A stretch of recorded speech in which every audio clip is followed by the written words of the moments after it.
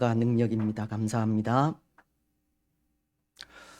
오늘 이 땅을 사는 사람들의 죽음은 가지각색인 것 같습니다. 어떤 사람의 죽음은 나이가 들어 때가 찬 때 하나님의 부르심을 받아 죽는 죽음이 있고, 또 어떤 사람의 죽음은 아직 젊은 나이에 가야 할 때가 이른 것 같지만 세상을 떠나는 죽음도 있으며, 또 어떤 사람의 죽음은 정의를 위해, 이 진리를 위해 목숨을 잃는 죽음도 있기 때문입니다. 그런데 이런 죽음들은 나름대로 다 그 의미가 있는 것 같습니다.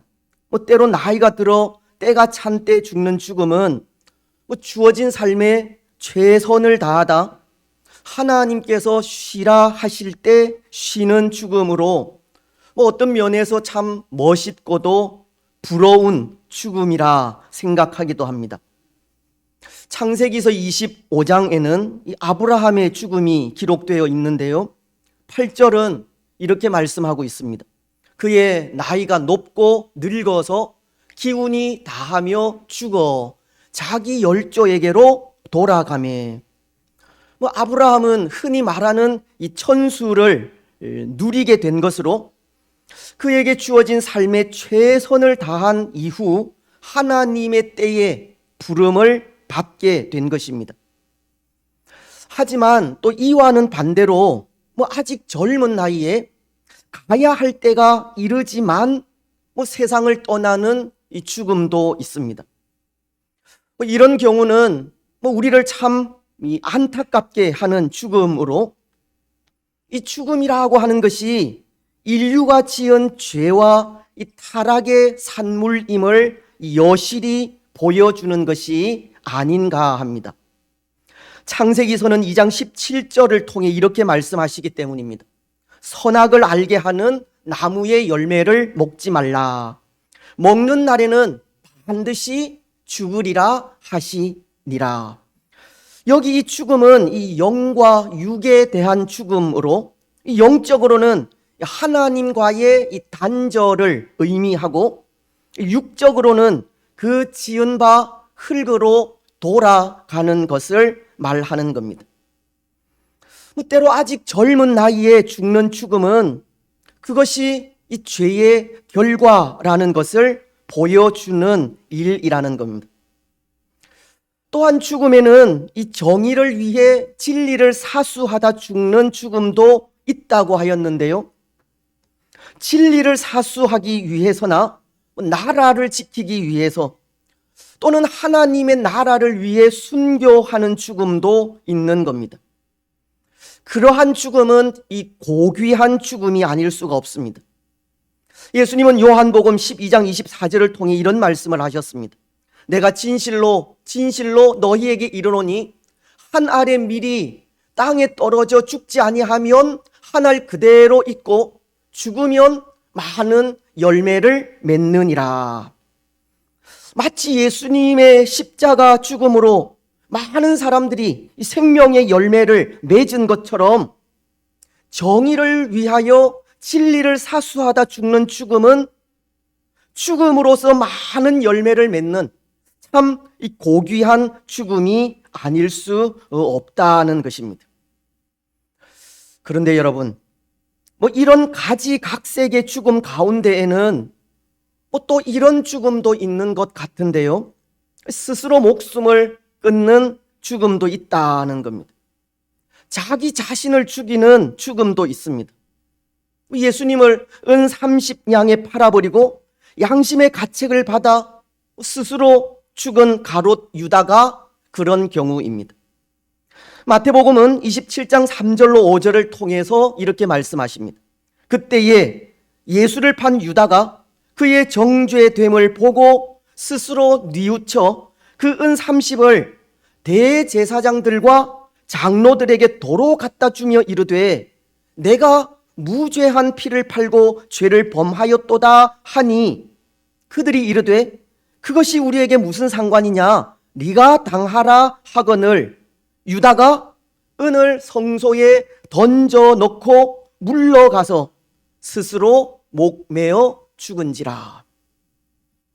유다는 예수님이 자신의 고발로 인해 사형이 확정되자 스스로 뉘우치게 되었다고 그렇게 말씀하지만 이것은 회개를 의미하는 것이 아니라 후회를 하였다라는 의미로 이 양심의 가책을 받은 것을 말하는 것인데요.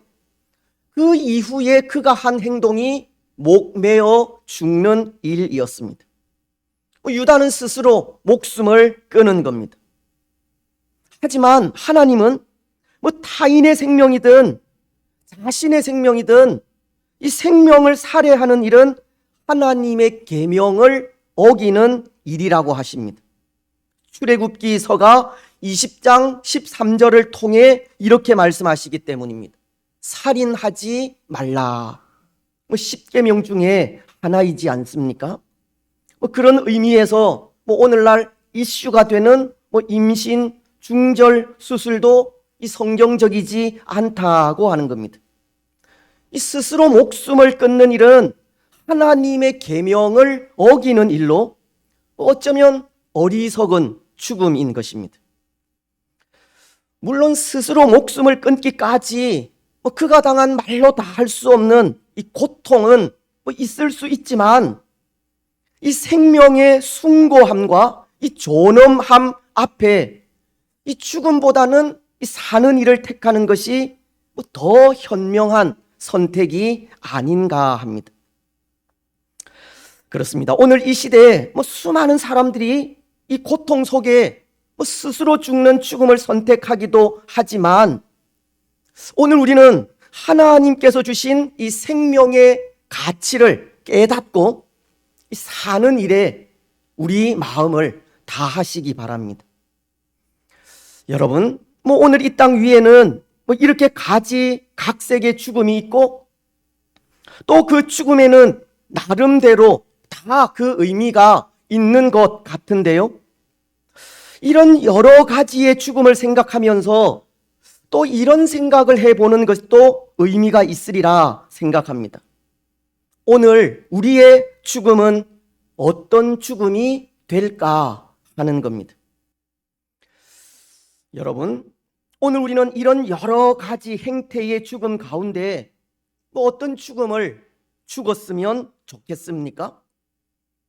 예수님께서 부활하신 이 주일 아침에 죽음을 생각한다는 것이 어떨지 모르겠지만 오늘날은 웰빙, 잘 사는 것도 중요하지만 웰다잉, 잘 죽는 것도 중요하다라고 하지 않습니까?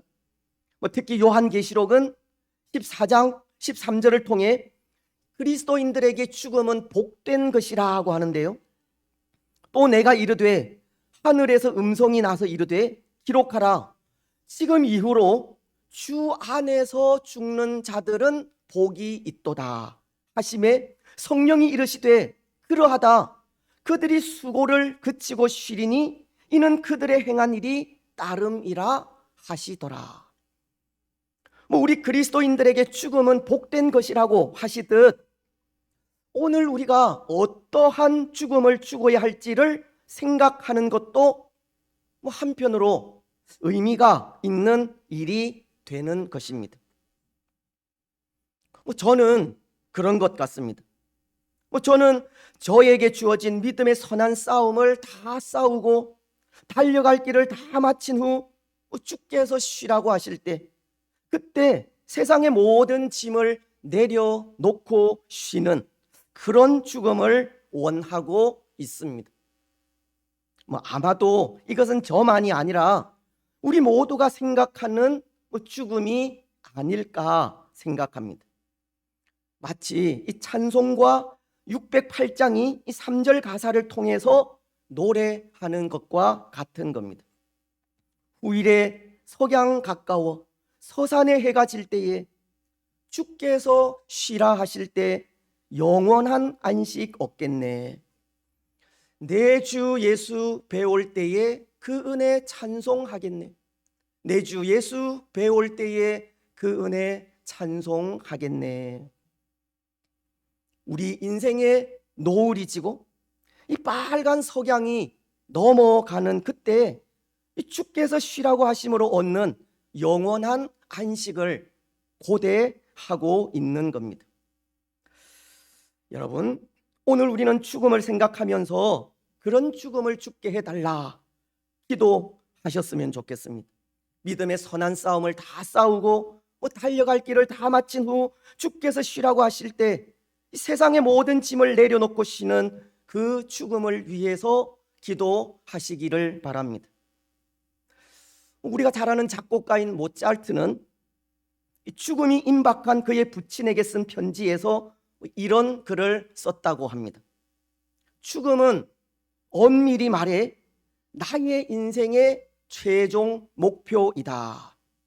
나는 몇 년 전부터 그 친구와 가깝게 되어 이제 죽음이 두렵지 않다. 오늘 우리 역시도 그리스도 예수 안에서 죽는 죽음이 이 두려움이 아니라 이 복인 것을 고백하면서 달려갈 길 다 마친 후 영원한 안식을 누리기를 소원하시기 바랍니다. 오늘 말씀도 보십시오. 우리는 몇 주 동안 이스라엘의 사사이던 이 삼손에 대한 말씀을 묵상해 오고 있었는데요, 이 삼손도 죽게 됩니다. 오늘 31절은 이렇게 말씀하고 있기 때문입니다. 그의 형제와 아버지의 온 집이 다 내려가서 그의 시체를 가지고 올라와서 소라와 에스다올 사이 그의 아버지 마노아의 장지에 장사하니라. 이 삼손이 이스라엘의 사사로 20년 동안 지냈더라. 어쩌면 참 파란만장한 삶을 산 삼손도 결국 죽어 장사되었다고 합니다. 그런데 여러분, 오늘 우리는 삼손의 이 죽음을 보면서도 여러 가지 생각을 할 수 있을 것 같습니다. 왜냐하면 어떻게 보면 이 삼손은 28절로 30절과도 같이 그의 백성과 하나님의 나라를 위해 힘써 싸우다 장렬한 최후를 맞이한 것 같기도 하고, 또 어떻게 보면 블레셋 사람들과 함께 자기 자신을 죽이는 이 자살로 그의 생이 끝나는 것처럼 보이기도 하기 때문입니다. 그렇지 않습니까? 29절로 30절 상반절은 이렇게 말씀하시는데요, 삼손이 집을 버틴 두 기둥 가운데 하나는 왼손으로 하나는 오른손으로 껴 의지하고 삼손이 이르되 블레셋 사람과 함께 죽기를 원하노라 하고, 때로 30절 하반절이 그가 죽을 때에 죽인 자가 살았을 때에 죽인 자보다 더욱 많았더라, 이 말씀을 통해서는 이스라엘과 하나님의 나라를 위해 장렬하게 죽는 죽음처럼 보이기는 하지만 집을 버틴 두 기둥 가운데 하나는 왼손으로 하나는 오른손으로 껴 의지하고 블레셋 사람과 함께 이 죽기를 원한다라는 말씀을 통해서는 마치 이 자신을 죽이는 이 자살과도 같은 모습을 보이고도 있다는 겁니다. 실제 많은 학자들은 이 삼손의 죽음을 이 자살이라고 단정을 짓는 사람들도 있습니다. 예를 들면 마크 에토베리라고 하는 사람은 삼손 신드롬이라는 책을 통해서 이 삼손에 대해서 실패한 남자로 묘사하고 있는데요, 아마도 그것이 이 삼손에게는 이 탁월한 은사가 있었음에도 불구하고 비참하게 죽어간 죽음 때문에 그렇게 묘사한 것이 아닌가 합니다. 삼손의 죽음을 이 자살로 결론을 짓고 자살로 인해 삼손은 실패한 남자였다고 평가한 것이 아닌가 한다는 것입니다. 하지만 저는 생각에 그럼에도 이 삼손은 이 주어진 사명을 다 하고 죽은 죽음이라 생각을 합니다. 여러분들은 어떻습니까? 혹 어떤 생각을 가지고 있습니까? 오늘 삼손의 이 죽음이 사명을 다한 죽음이겠습니까? 아니면 실패한 남자로서 자신을 죽인 비참한 죽음이겠습니까?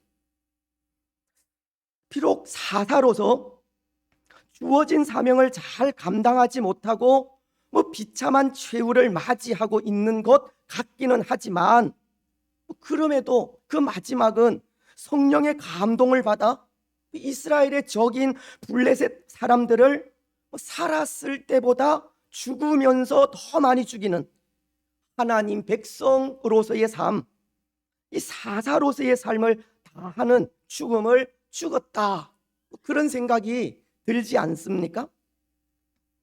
그렇습니다. 오늘 삼손의 죽음은 단순히 이 자신을 죽이는 죽음이 아닙니다. 자살이 아니라는 겁니다. 그의 죽음은 블레셋 사람들의 압제로부터 이 동족을 구하기 위한 마음에서 나온 이 거룩한 이 순교와도 같은 죽음입니다. 그는 비록 하나님 앞에 죄를 짓고 도덕적으로 떳떳하지 못한 삶을 살아오고는 있었지만, 이 생의 마지막 순간은 헌신적인 죽음을 통해 이 자기 민족인 이스라엘을 구원하려 한 것입니다. 마치도 에스더가 가진 마음과도 같은 마음인데요, 이 페르시아 제국의 왕후이던 에스더가 이 하만에 의해 자기 민족 이스라엘이 이 진멸의 위기에 처하게 되었을 때 이스라엘을 살리기 위해 이 죽으면 죽으리라 라는 각오로 이 페르시아 왕 앞에 나아간 그 마음과 동일하다는 겁니다. 에스더서는 4장 16절을 통해 이렇게 말씀하지 않습니까? 당신은 가서 수산에 있는 유다인을 다 모으고 나를 위하여 금식하되 밤낮 3일을 먹지도 말고 마시지도 마소서. 나도 나의 시녀와 더불어 이렇게 금식한 후에 규례를 어기고 왕에게 나아가리니 죽으면 죽으리이다 하니라. 당시에는 왕후라도 왕이 부르기 전에 왕 앞에 나아가면 죽음을 죽게 되듯, 에스더는 죽으면 죽으리이다 라는 각오로 왕 앞에 서서 유다의 구원을 가능할 것을 말하고 있는 겁니다. 오늘 삼손은 그가 블레셋 사람들과 함께 죽으려 하는 것이 바로 이런 마음에서라는 겁니다. 블레셋의 압제로부터 이스라엘을 구원하기 위한 희생적인 죽음을 죽으려 하는 겁니다. 모르겠습니다. 어쩌면 이 마음 속에서 택하신 자기 백성을 구원하시기 위해 십자가 위에서 목숨을 버리신 예수님의 희생적인 죽음을 발견할 수 있을지도 모르겠습니다. 때로 예수님의 십자가도 목숨을 버리신 죽음이기 때문입니다. 갈라디아서는 2장 20절을 통해 이렇게 말씀하십니다. 내가 그리스도와 함께 십자가에 못 박혔나니 그런즉 이제는 내가 사는 것이 아니요 오직 내 안에 그리스도께서 사시는 것이라. 이제 내가 육체 가운데 사는 것은 나를 사랑하사 나를 위하여 자기 자신을 버리신 하나님의 아들을 믿는 믿음 안에서 사는 것이라. 예수님도 우리를 위하여 자기 자신을 버리셨다고 하십니다. 예수님의 죽음은 우리를 위해 죽어 주신 죽음이자 죽임 당해 주신 죽음인 것입니다. 그래서 요한계시록도 5장 6절을 통해 이렇게 말씀하고 있습니다. 내가 또 보니 보좌와 내 생물과 장로들 사이에 한 어린 양이 서 있는데 일찍이 죽임을 당한 것 같더라. 그에게 7뿔과 7눈이 있으니 이 눈들은 온 땅에 보내심을 받은 하나님의 7영이더라. 보좌와 내 생물과 이 장로들 사이에 서 있는 한 어린 양이 일찍 죽임을 당한 것 같더라 라고 하십니다. 예수님은 우리를 위하여 죽임을 당하셨다는 겁니다. 다시 말씀을 드리면 죽어주신 겁니다. 마치 삼손이 그의 백성들을 위해 두 기둥을 양 손에 붙들고 블레셋 사람들과 함께 죽은 것과 같은 겁니다. 오늘 삼손의 죽음은 실패자로서 자신을 죽이는 자살이 아니라 마지막 남은 그의 힘으로 이 사사로서의 사명을 다하고 죽은 예수님과도 같은 희생적이고도 헌신적인 사랑인 것입니다. 사랑하는 여러분, 오늘 우리가 우리의 죽음을 생각할 때에도 이런 희생적인 죽음도 있어야 하지 않을까 생각합니다. 때로 우리는 믿음의 선한 싸움을 다 싸우고 달려갈 길을 다 마친 후 주께서 쉬라고 하실 때 세상의 모든 짐을 다 내려놓고 쉬는 그런 죽음을 원하고도 있지만, 하나님의 나라를 위해서라면 목숨도 아끼지 않는 그런 희생도 필요하다는 것입니다.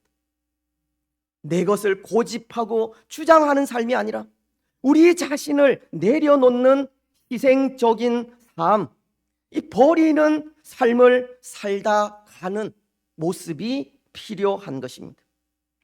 갈라디아서 2장 20절이 말씀하고 있는 것처럼 내가 그리스도와 함께 십자가에 못 박혔나니 그런즉 이제는 내가 사는 것이 아니요 오직 내 안에 그리스도께서 사시는 것이라. 하나님의 나라를 위해 십자가에 못 박히는 희생적인 삶이 필요한 겁니다. 사랑하는 여러분, 오늘 우리는 우리 자신을 버리는 희생적인 삶을 사시기 바랍니다. 사람들과의 관계 속에서 이기려고만 하지 말고 져주기도 하고 나의 유익만을 구하는 것이 아니라 손해를 보기도 하며 교회를 위한 것이라면 우리 자신을 내려놓을 줄도 아는 그런 삶을 살아가시기 바랍니다. 그래서 그런 삶을 통해 희생적이고도 헌신적인 삶을 살다 가는 복된 인생이 되시기를 바랍니다. 그래서 그런 의미에서 이런 생각을 해봅니다. 오늘 삼손이 이 들릴라에 의해 힘의 비밀이 밝혀지고 블레셋 사람들에게 붙잡혀 머리가 밀리며 이 눈이 뽑혀 맷돌을 돌리는 참으로 비참한 처지가 된 것이 오히려 삼손에게는 잘된 일이 아닐까 하는 생각을 하게 된다는 겁니다. 왜냐하면 바로 그 일이 오늘 삼손에게 이스라엘을 위해 희생적이고도 헌신적인 죽음을 죽게 하는 이 기회를 주었기 때문입니다. 삼손이 사사로서 자신의 사사됨을 다시 한번 되새길 수 있는 기회를 주었기 때문입니다. 만약 삼손이 힘을 잃지 않았다면, 그래서 눈이 뽑혀서 맷돌을 돌리는 그 비참한 처지에 빠지지 않았다면 그것으로 블레셋 사람들에 의해 조롱거리가 되지 않았다면 삼손은 그의 반복되는 죄로 인해 사사로서 평생 그 사명을 깨닫지 못하고 하나님과 이스라엘의 근심이 되었을지 모르는 겁니다. 그렇지 않습니까? 하지만 그의 힘의 비밀이 알려지고 붙잡혀 이 머리가 밀리고 이 맷돌을 돌리는 사람들의 조롱거리가 되는 비참한 처지가 되자 그는 그제서야 자신의 정체성을 돌아볼 수 있게 된 것입니다. 삼손은 그가 당한 고난으로 비로소 이 사명을 회복할 수 있는 기회를 얻게 되었다는 겁니다. 시편은 119편 71절을 통해 이런 고백을 하지 않습니까? 고난당한 것이 내게 유익이라. 이로 말미암아 내가 주의 율례들을 배우게 되었나이다. 시편 기자는 고난으로 말미암아 주의 율례를 배우게 되었다라고 이 고난이 주는 유익을 고백하고 있듯이 고난이 삼손을 하나님 앞으로 인도하게 된 것입니다. 물론 의미는 다를 수 있지만 고통을 당한 이후 그제서야 삼손은 잘못을 깨닫고 하나님 앞에 서게 된 것입니다. 그렇습니다. 오늘 삼손이 그런 겁니다. 그는 그가 당한 비참한 상황 속에 그제서야 하나님 앞에 설 수 있게 되었습니다. 눈물로 회개하면서 하나님 앞에 나아갈 수 있었고 그 사명을 비로소 회복할 수 있었습니다. 28절은 이렇게 말씀하기 때문입니다.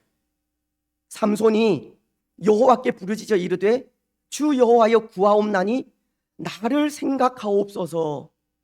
하나님이여 구하옵나니 이번만 나를 강하게 하사 나의 두 눈을 뺀 블레셋 사람에게 원수를 단번에 갚게 하옵소서 하고, 삼손에겐 비로소 자신의 잘못이 보이게 된 것이고 그 잘못을 뼈저리게 회개하게 된 것이며 하나님의 은혜를 구하게 된 것입니다.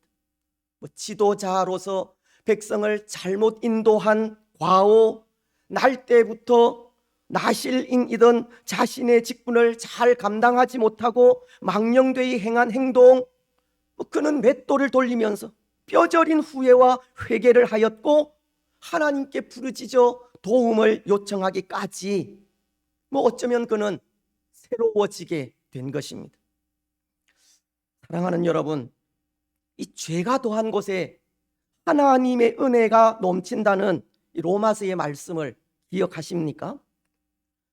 내 죄로 인해 죽게 되었다 하고 고민하며 아파할 때 하나님의 도우심이 임하는 것을 기억하십니까? 아마 오늘 삼손의 모습이 그런 모습이 아닌가 합니다. 자신의 죄로 인해 아파하면서 죄 많은 자신에게 하나님의 은혜가 임하기를 간절히 사모하고 있는 모습입니다. 그렇습니다. 사랑하는 여러분, 오늘 우리도 이 고난을 당해보지 않으면 하나님 앞에 서지 못할 수 있고 고난 없이는 주의 율례를 배우지 못할 수도 있습니다. 우리의 죄로 아파하고 우리의 잘못으로 고통스러워하며 우리의 연약함으로 하나님께 회개하며 나아가지 않으면 위로부터 주어지는 한량 없는 하나님의 은혜가 우리 가운데 임하지 않을 수 있다는 겁니다. 고난이 우리로 하여금 하나님 앞에 세우게 하고 고난 가운데 하나님 앞에 서서 하나님의 은혜를 사모하며 부르짖을 때 하나님의 한량 없는 은혜가 더욱더 충만하게 넘치게 되는 겁니다. 그래서 그 은혜로 다시금 사명을 회복하여 헌신적이고도 희생적인 삶을 살아갈 수 있는 겁니다. 여러분, 오늘 우리는 이 고난이 우리에게 유익인 것을 고백하시기 바랍니다. 고난으로 인해 하나님 앞에 서는 우리가 되시고 하나님 앞에 서되 우리의 죄를 들고 서시기 바랍니다. 그리고 우리의 죄로 인해 아파하며 부르짖는 부르짖음으로 새롭게 변화되는 은혜를 입으시기 바랍니다. 이제 말씀을 맺겠습니다. 사랑하는 여러분, 오늘 삼손은 비록 블레셋 사람과 함께 죽는 최악의 죽음을 당하게 되지만 그 죽음은 사사로서 그의 직분에 합당한 죽음이었습니다. 때로 그의 삶은 사사로서 하나님이 기뻐하시는 삶을 변함없이 살아들이지는 못하였지만 그에게 고난이 유익이 되어 고난 속에 분명한 사명을 깨닫게 되었고 깨달은 사명 그대로 그 마지막은 하나님의 나라와 그의 백성들을 위해 희생적이고도 헌신적인 죽음을 죽게 된 것입니다. 여러분, 오늘 우리에게도 우리가 어떻게 죽을 것인가를 생각할 때 이 삼손의 죽음이 도전이 되지 않을 수 없는 것이, 그럼에도 삼손의 죽음은 사명을 다한 죽음이었기 때문입니다. 희생적이고도 헌신적인 죽음이었기 때문입니다. 마치 예수님께서 십자가 위에서의 죽음으로 죄와 사망으로부터 우리를 구원하신 것과도 같은 이 죽음을 죽었기 때문입니다. 그의 그 희생적이고도 헌신적인 죽음이 오늘 우리에게도 도전이 되지 않을 수 없는 겁니다.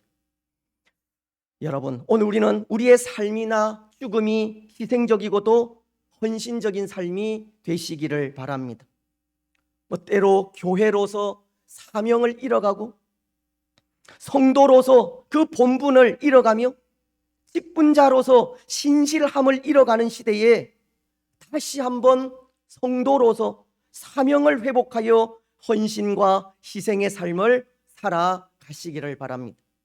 때로 고난을 통해서든 아니면 은혜를 통해서든 이 직분에 맞는 삶을 살아가시기 바랍니다. 그래서 하나님의 사람으로 그 이름에 합당한 삶을 살다 하나님께서 부르실 때 감사함으로 그 품 안에 안기는 복된 주의 성도들이 되시기를 주님의 이름으로 축복합니다. 481장 찬송입니다.